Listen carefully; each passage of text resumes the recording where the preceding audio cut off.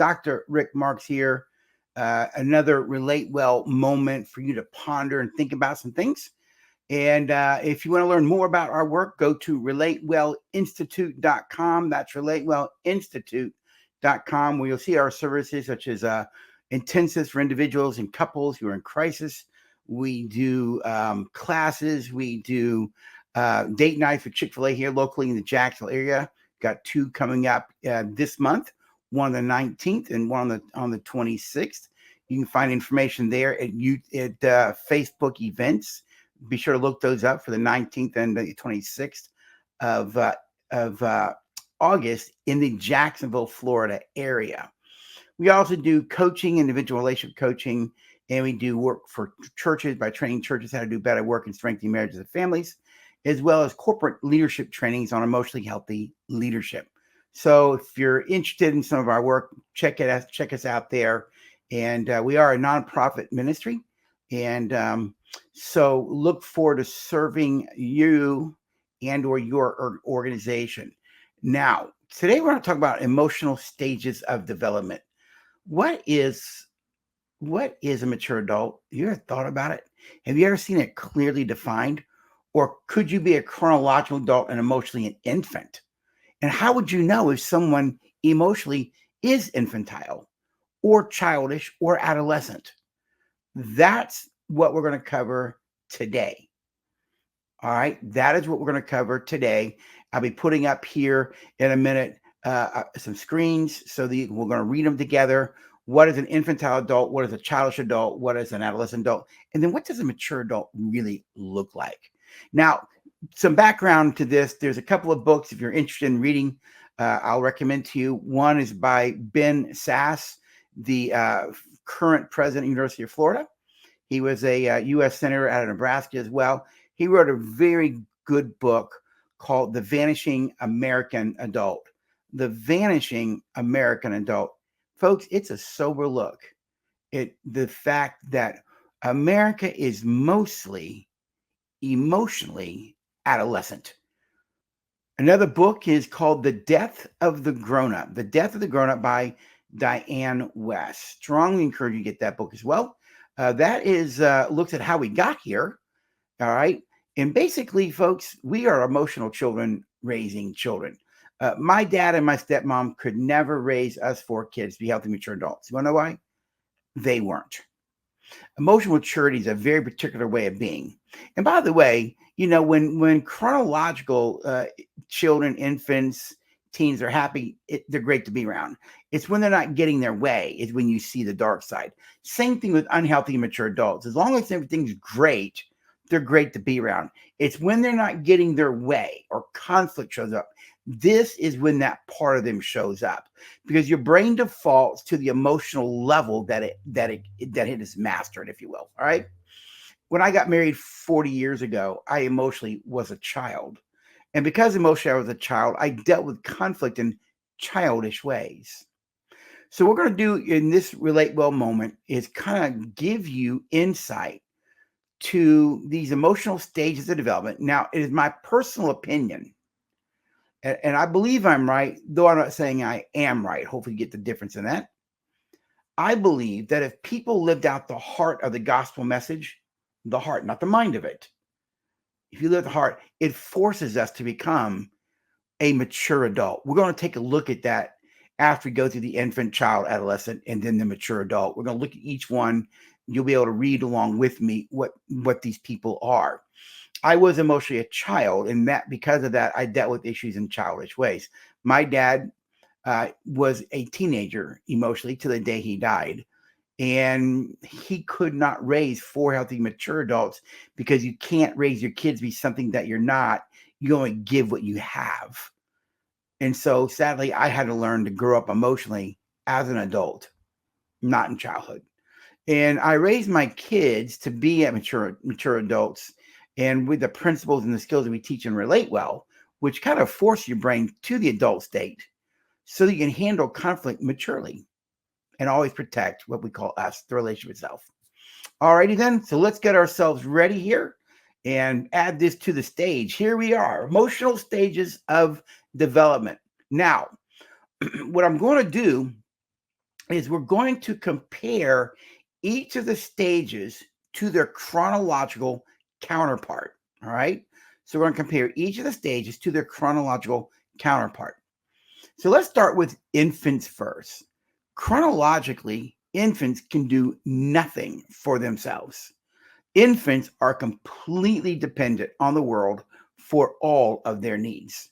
Infants do not have verbal skills. They can't tell you what they want. All they can do is scream and cry. So when an infant is screaming and crying, it's telling you it has a need, and those in the environment around that infant are to figure out what the need is and meet the need.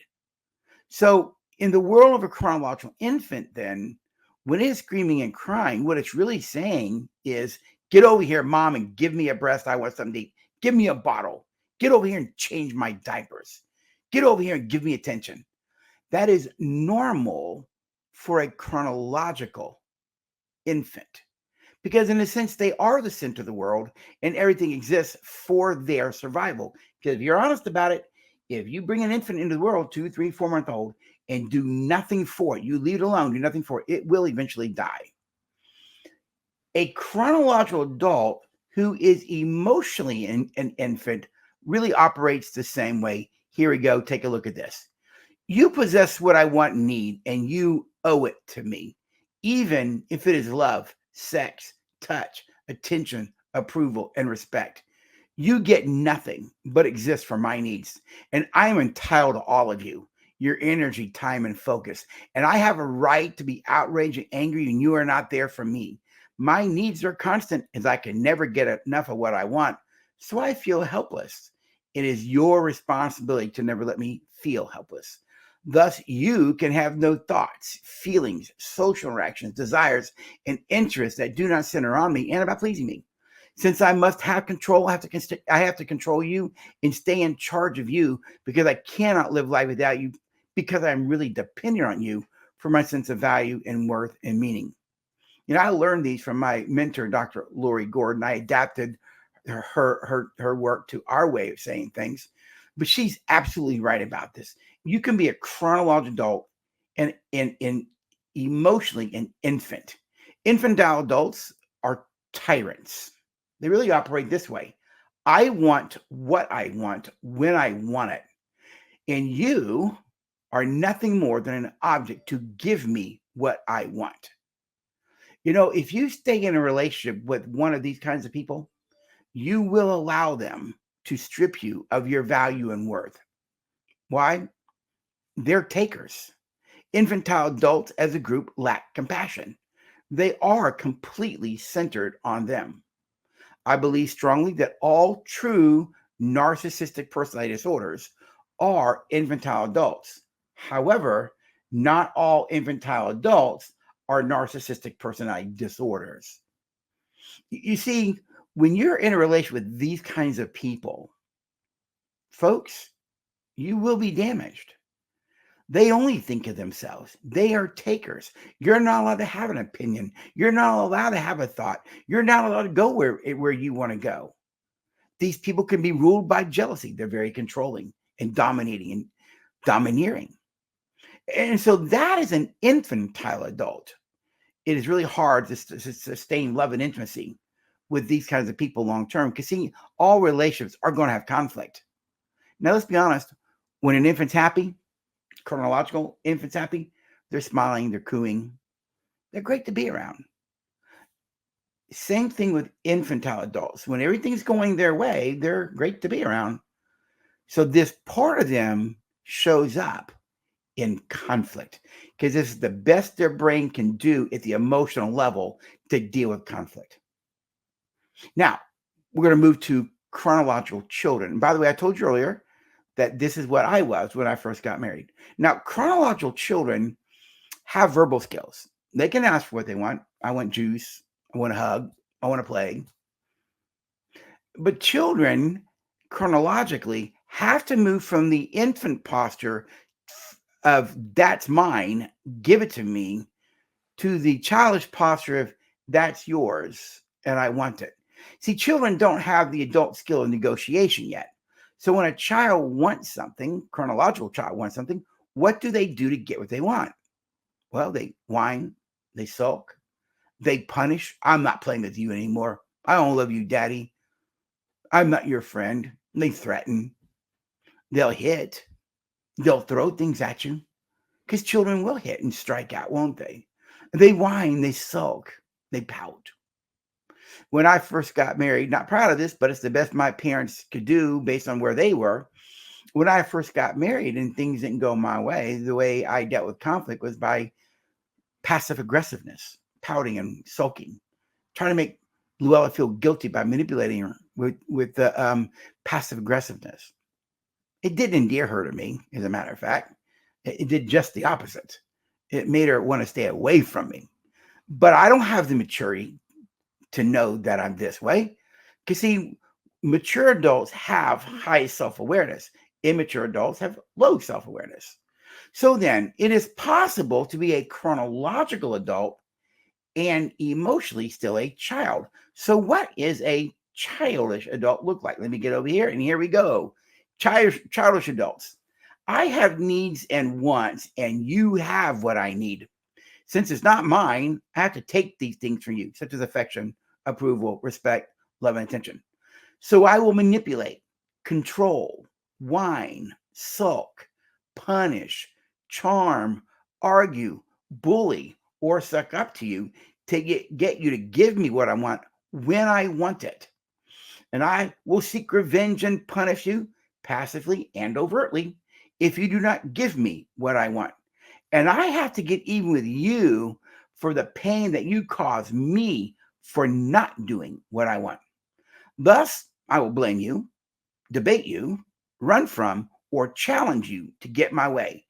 And when you focus on things that are not centered on or about me, I interpret this to mean that you don't love me, that I'm not good enough for you, or that you are about to reject me. So I will use negative tension to get your attention, and I'll still do what I want. This is really me testing you to see if you really love me, whether you think I am important, or if I can trust you. And this is also because I need constant reassurance and security regarding whether I am lovable, important, adequate, and whether you really want me. My wife said of me in the early years of our marriage, "You're like a boulder around my neck." Looking back at it, I really was, because I didn't know how to handle conflict well. I didn't endear, me to her when you're sulking and pouting and manipulating. But it was the best I had. And I realized if I don't shape up and become a healthy, mature adult, I can't raise my kids to be mature adults one day. So I had to become it so I can give it away. Now let's think about teenagers for a minute. Chronologically, teenagers, their brains are trying to figure out two things: independence versus dependence. Chronological teenagers, adolescents, don't want to be viewed as children. They want to be viewed as adults. This is why if you tell them what to do or suggest something to them, they hear it as if you're attacking their autonomy, attacking their independence, and they actually hear it as if you're treating them like a child. That's why they lock themselves in the room, play video games, and you're not going to stop me from doing it. Right now, across America, adult men, chronological adult men, are allowing video games to destroy their marriages. Why? I like the way Ron Tierra puts it out of Ohio. He says it this way: they're chronological males with little boy issues still. They haven't grown up emotionally. You see, this was my father. You couldn't tell him what to do. He's going to do it his way. They go in their man cave. They go to the bar. You're not going to tell me what to do. You see, because they don't want to be told what to do. Because in their mind, they want to be adult. The problem is, though they want to be treated like an adult, they don't want the consequences or the responsibility for their actions. So then, if you're a chronological adult and you are emotionally a teenager, what does that look like? Well, guess what? I got that for you right here. My need for independence and autonomy is threatened by needing others because I'm supposed to be able to stand alone without others. So when you suggest something to me or tell me what to do, I hear it as an attack and your desire to control me. So I will let you know I don't need you, and I'll make sure you will not tell me what to do. I feel controlled and rebellious when you try to give me input, correct, give advice, or direct me in any manner. I already know everything, and there's nothing you can tell or teach me. Because I believe I am an adult, I want the power and privilege of adulthood. I just don't want the consequences, however. I need to compare myself to others, but mostly to myself. Oh, excuse me. I need to compare myself to others in every way because I have to prove myself constantly to others, but mostly to myself. Thus, I will not listen to you with care and compassion because I perceive your truths, thoughts, and feelings as a criticism of me, my thoughts, my beliefs, my behavior. So I'll distance myself from you. And when I go away from you, you can't control me. And in this distance, I feel freedom, independent, and security. I am also unable to consider the effects and consequences of what I do since I take unnecessary and harmful risks. And I find breaking rules and crossing boundaries freeing. And the reason I do these things is that I have to prove to you, but mostly to myself, that I'm not dependent. Though deep down inside, I really do know I need other people. If you argue with one of these kinds of people, you're not going to win. You're not going to win. They're not going to let you win. They're not teachable. As a matter of fact, emotional infants, emotional children, and emotional adolescents are unteachable people in conflict in particular. When these three enter into conflict, they actually operate from the animal reptile brain, fight, flight, or freeze, which is all self-protective. They lack the two traits that mature adults have that shows up in conflict. And that's compassion and care. Compassion and care. Cooperation. Cooperation.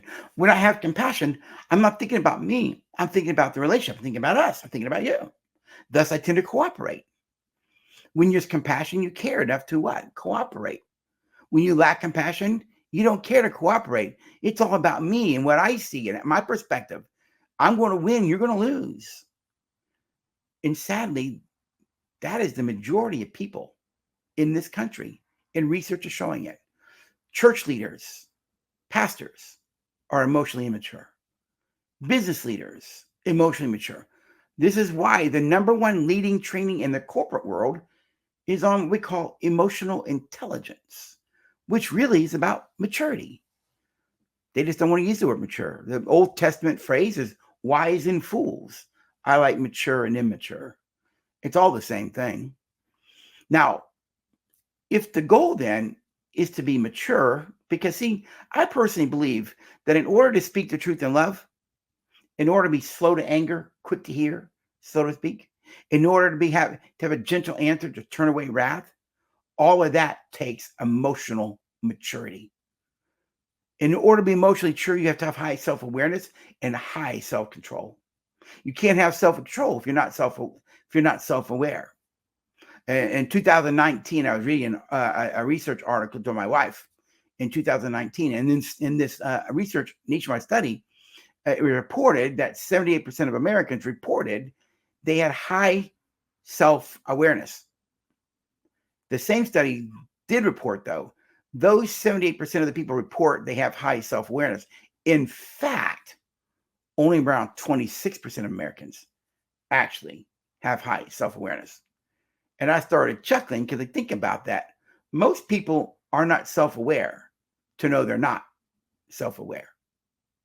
In order to love well, you must become a healthy, mature adult. And it is my personal belief and contention that if you live out the heart of the gospel, not the mind of it, the heart of the gospel, it forces you to become a healthy, mature adult. Mature in what? Mature in love. Mature in love. You can have faith without love, folks. 1 Corinthians, Paul says there remain three things: faith, hope, and love. But the greatest is love. You see, we are really good at disseminating and getting people to increase their faith. Their faith. Well, how do you get faith? Faith comes by hearing, and hearing by the word of God. That's education, folks. So you can have a lot of head knowledge of the Bible, but that doesn't translate into you being a more loving person, i.e., the Pharisees. What is legalism today? I'm right, you're wrong. It's immature. So, what does a mature adult look like then? Well, let's go there right now. Mature adults, here we go. I can deal with relationships through compassion and cooperation, even in conflict. I have learned to value humility as a way of living. I can listen and hear your thoughts and feelings without demanding, rebelling, manipulating, sulking, or controlling you. I speak my truths lovingly and respectfully, and I will share the truth about a relationship, knowing that sometimes these thoughts might hurt you emotionally. I share my hurts, fears, anger, and feelings of rejection, betrayal with goodwill and respect, and I will not withdraw from you. I can also join with you in your hurt and pains and listen attentively without taking your thoughts and feelings personally. It's one of the great hallmarks of mature adults. They don't personalize. I can ask for what I want and need without manipulating, running, smothering, or intimidating you. And the reason I can do these things is that I am already secure in my identity, value, and worth. I know my strengths and weaknesses, and I don't let these define me. I know I am lovable and adequate, so I'm able to cooperate with others. I understand that we are both different and that we can love, be loved, have different interests, and find fulfillment in life in a variety of ways. I know that I am loved by God and others, and that the need to bond, attach, connect, and be intimate with others is a basic human need. It is not a sign of weakness. It is a confession that I am human. Thus, I can join with you in both our concerns and with empathy, goodwill, and respect.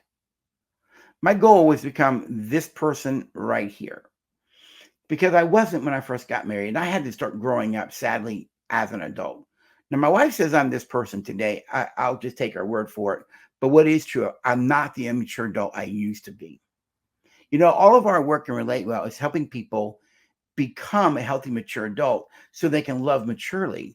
Because when you love maturely, you'll always protect your relationship from conflict because mature people know how to do that.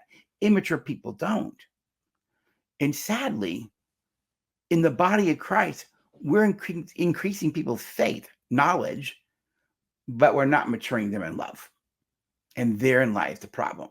Remember, it's not the mask that you wear at church that defines who you are. It's the person at home. And who is the person at home, the real me? It's the one that I default to in conflict. That's the real me.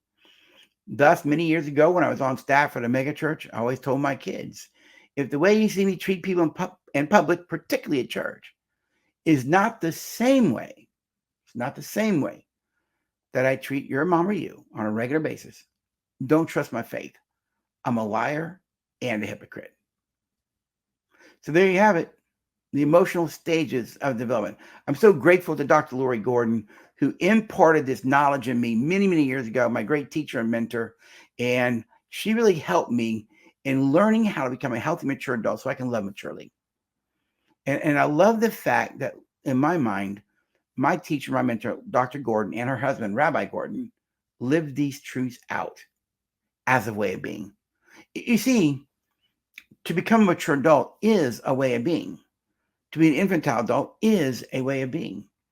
To be an adolescent adult is a way of being. And a childish adult is a way of being. We are not slaves to the past, and we can learn to become something different, more loving, more mature. And when we do, we will treat people with humility, respect, empathy, and goodwill on a regular basis, because mature adults operate from what we call HREG. H equals REG. Humility equals respect, empathy, and goodwill. When you live a life of pride, disrespect, a lack of empathy, and ill will, that's just evidence of your immaturity. And here's one of the hallmarks of mature people. Mature people are always teachable.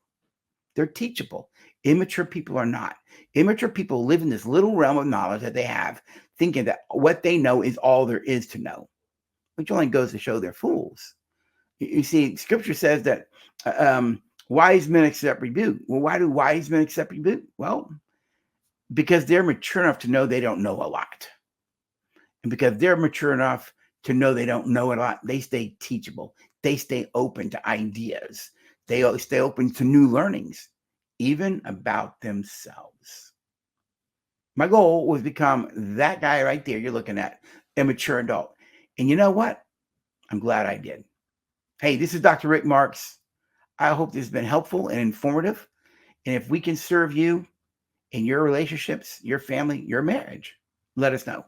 Check us out at relatewell.com. No, excuse me, relatewellinstitute.com. That's relatewellinstitute.com.